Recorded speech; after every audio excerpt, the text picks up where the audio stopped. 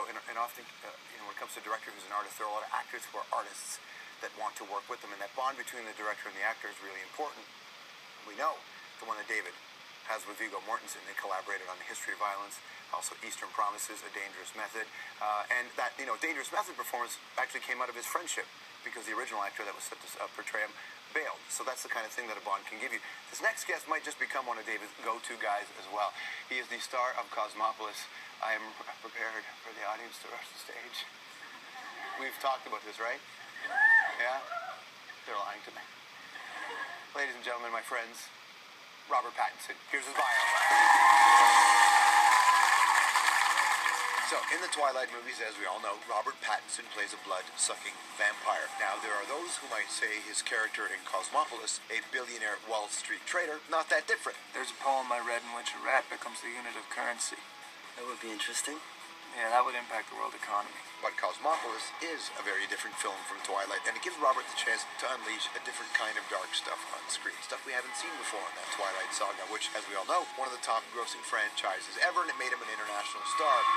Nor did you see it in the fourth Harry Potter movie, which, despite its enormous success, it didn't lead to bigger things for Robert right away. So he was just in LA, going to auditions and playing music, guitar and piano, when he landed the role that changed his life big time. I've never wanted a human's blood so much in my life. But now that the end is nigh for Twilight, what will the next act for Robert look like? With Cosmopolis, he's thrown himself down some pretty deep chasms. We know what the anarchists have always said. The urge to destroy is a creative urge. Cronenberg clearly liked what he saw. You want to get to the edges of what you can do, and certainly this is a very edgy Rob Pattinson we see in this movie. Sex. Yes. He cast Robert in an upcoming film as well, and calls him a profound actor. Please welcome Robert Pattinson.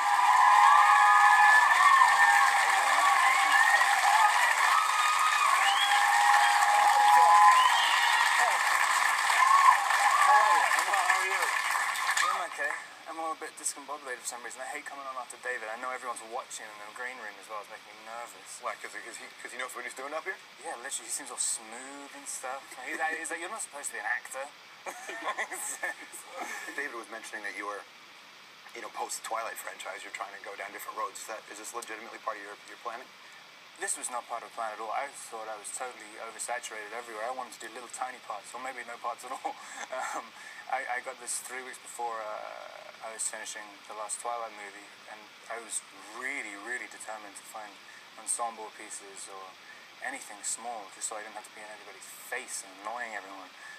And then this thing came up, and yeah, it's almost like a obnoxiously present Eric is in every single second of it, and incessantly speaking. But it's I think it was a pretty difficult thing to turn down. Is this a new experience for you though, to watch a film back and go, oh wait a minute, how do I promote this movie? Oh, completely. I mean, it reminded me there was this thing which I watched this interview with Ryan Gosling once, and he said about when he did The Believer, right, a few years ago, and then people were saying, because he'd done Young Hercules for like 3 or 4 seasons or something, and then he did The Believer, and everybody's asking about his craft, and like it's the most confusing thing. I was in Cannes doing these interviews. I mean, I was really fighting to not look pretentious for years, and then someone gives you 1 inch of like the possibility of being pretentious, and I was like grabbing it so hard and just going around being the biggest douchebag. But yeah, and now I've reined it in again. If you think too, being in a Harry Potter movie, you think your career's going to hit, right? That's the thing, and it didn't hit right away after that. In that moment, did you think, I'm on it, like here goes my career? Yeah, I mean, I didn't really intend to be an actor. I mean, I kind of got that by, I got this film called Vanity Fair, which I got cut from, and spent a little while telling everybody, like, oh, I've got this big part, I'm playing Reese Witherspoon's son, just before everyone found out that I was cut from it. Here, let's play that scene. Here's the scene. No way. Can I help you? I'm not sure you won't tell your man who I am. I know who you are. Why'd you come? It's my son. There's your moment, bud. Star making performance. Suddenly, Vanity Fair's DVD sales through the roof, or on Netflix really? now that they see that you're in that. I threw up immediately after that moment. That was the most nervous. Yeah, but I kind of got, the casting director was the same casting director for Harry Potter, and then I got invited to the premiere of that, and they didn't tell me I was cut out, so I was kind of sitting there. And so the casting director felt so guilty, she brought me in for the Harry Potter role. And that's what got Hardwick's attention, which for Twilight, right? What did Catherine see? I don't know. Catherine called me up when I was in London, and I hadn't read the script or read the book, and she started talking to me, going like, yeah, so what do you think? And I think it was about 3 o'clock in the morning, and I was going like, oh man, he's just an animal. He's an animal. I hadn't even read it. I was just like, he's a sex machine. It's crazy. And I think Catherine liked that. But I don't know what I was talking about. What do you make of everything that's happened, though? Because it's become, I mean, there was a time when there were a lot of huge stars, but you have a different kind of mania around you that I haven't seen in a long time. What's it like on the inside? It's I don't know. I mean, you're completely disconnected from your kind of doppelganger. I think. I mean, I just don't think I'm confident enough to really claim, because you can really, if you really claim it, you can have obscene power over people. But yeah, then you have to, it does come with a kind of responsibility. So I've just tried to avoid the responsibility of it completely and just say, like, oh yeah, that guy, he's another guy. like, I can do what I want to. The one thing that I imagine you're dealing with is, aside from your close circle of friends, actual humanity, actual human conversations, the connection that we all crave as a person is harder and harder for you to find, isn't it? Yeah, but I just remember, I think I was pretty similar before. I mean, I'd be one of those people who's desperate to go to a party, but then they go to the party and then they just stand in the corner with the people they came with and refuse to acknowledge that anyone else is there. Yeah, so I don't know, I don't really miss anything. And also, you kind of, you think, you have all these kind of fantasies that, oh, if I wasn't famous, I'd meet all these random people on the street all the time. But you don't meet random people on the street. I mean, most of the time you're trying to avoid everybody, even if you're not famous. I'd love to play a clip here. I want to see, tell me what you think of this singer-songwriter and give an update of what's happening.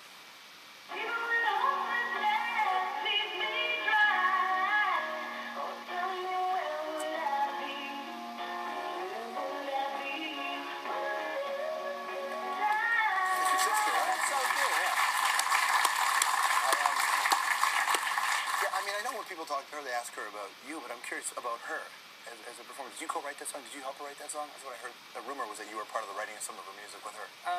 Yeah, kind of. Like, I did very, very little of it. Just kind of, I think I just played guitar. But I've written some other stuff with her, though. We had the craziest differing opinion on pop music. Like, it's ridiculous. Because I want to get lost every single time. And she's one of the people who, when they go to a concert, they want to hear it like it is on the CD. Right. And I'm the opposite. So we get into huge arguments the whole time. You wanted to put jazz on? Is that what you wanted to turn into? Actually, I had this argument with Adele, which is probably the most ridiculous thing I've ever said. I was like, you can really just reach for it. And she's just like, you do realize I'm like the biggest selling female artist ever. And I was just like, for some reason, decided to get into an argument with her about it.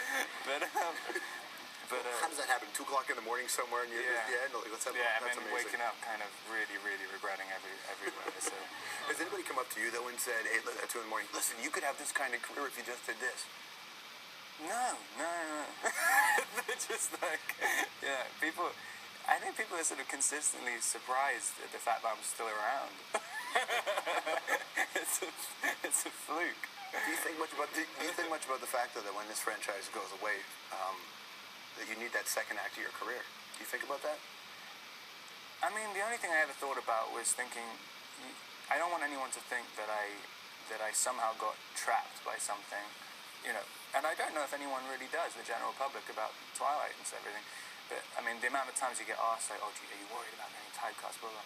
I'm just worried about people saying, like, what happened to that guy? Like, I mean, and also, you think, you want to do something at least a little bit worthwhile with what kind of power you've been given through luck, and not just chase after, not just keep trying to extend the same thing for as long as possible. I'm not very scared of it going away at all. So I don't know. I mean, if I could somehow maintain a career which I could keep making movies like Cosmopolis, then I think it'd be amazing. Because not very many of them are made. No, So. it's also timely. Like, you get to play with a character that most people don't get to play with. You get to act in a great scene with Paul Giamatti. Like, that scene is a 20-minute scene, man. It's a pretty intense moment. Like, that sort of stuff that actors don't get that opportunity too often. No, not at all. This, I was saying earlier, this is like, if I read the script and David wasn't attached to it, this is the kind of script which you'd read and think like, wow, this is amazing, but this is never going to get made, ever. Because everything like that is never made. You see anything which is slightly different, you know it's never going to get made. You know, I always thought after The Dark Knight, for instance, like, it makes tons and tons of money, and Heath's doing something which is just, like, it's outside, it's still perfectly, like, people understand what he's doing. It's not like he's doing something totally crazy. Right. But it's slightly outside the box of what people are usually used to seeing. And I really thought that was going to change everything about how big budget movies are made. But it didn't. No. Like, and so, I don't know, if every single actor wasn't afraid of trying to do, you know, something slightly abstract and you know, not concerned about their movie making tons and tons of money, then eventually the industry would change. But I mean, you and other guys in your position, can you make these kinds of films then? And not just as actors. I think you can once. I don't know how many other times. I'm desperately trying to get a superhero movie now. Are you really? Well, congratulations on Cosmopolis. It's a hell of a performance, man. Thanks a lot. Really good to see you. Robert Pattinson, Thanks. everybody. Stick around. Paul Giamatti's next. We'll be right back.